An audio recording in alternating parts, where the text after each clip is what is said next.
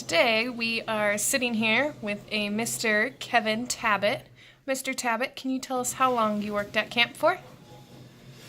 Thank you, Adrian. Yes, my name's Kevin Tabbitt, and I have worked at camp for 6 years. All right, 6 years. That's a long time. Yeah, good chunk of my life. Thanks for reminding me.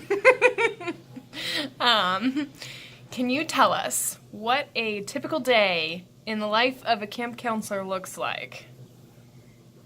Sure, I can tell you what a typical day in the life of a camp counselor looks like. First thing, early in the morning you want to wake up before any of your kids do so you can take a shower. Otherwise you won't have time to do it later. And then you wake up your kids who are supposed to take the shower, force them into that shower, make them clean themselves, otherwise they'll go home stinky and the parents will be upset.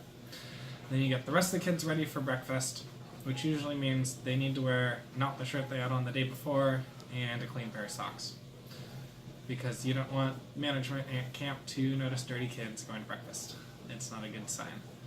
Now, would you say this is a problem that typically happens in male cabins or female cabins? It's typically a problem that happens in the younger cabins. Okay, so what do you mean by younger?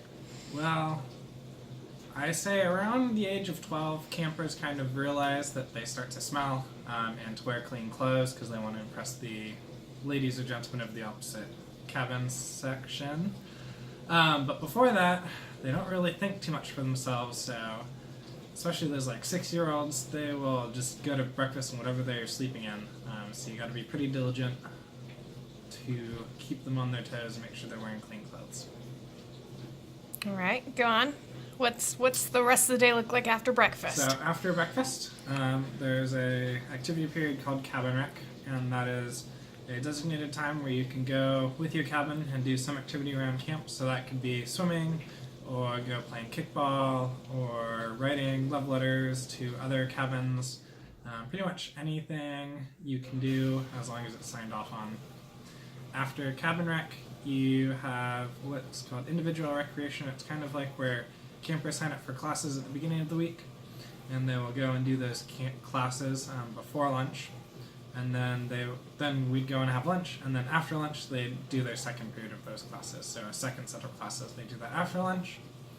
Then after individual recreation, you have mixers, or which is basically where your campers are free to go anywhere on camp they want and do the activity there. So some of them might want to go swim, some might want to play dodgeball, some might want to play soccer, really whatever they want to do, but they get to do it on their own. Or so it's like a recess of sorts.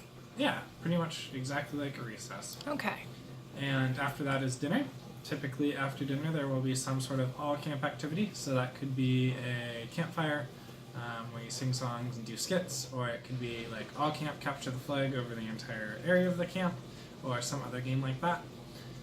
If you have older kids, usually after that all-camp activity you'll try and fit in another activity for them, but for the younger kids it's pretty much about bedtime, so you do all your bedtime stuff and then do it all again the next morning. All right.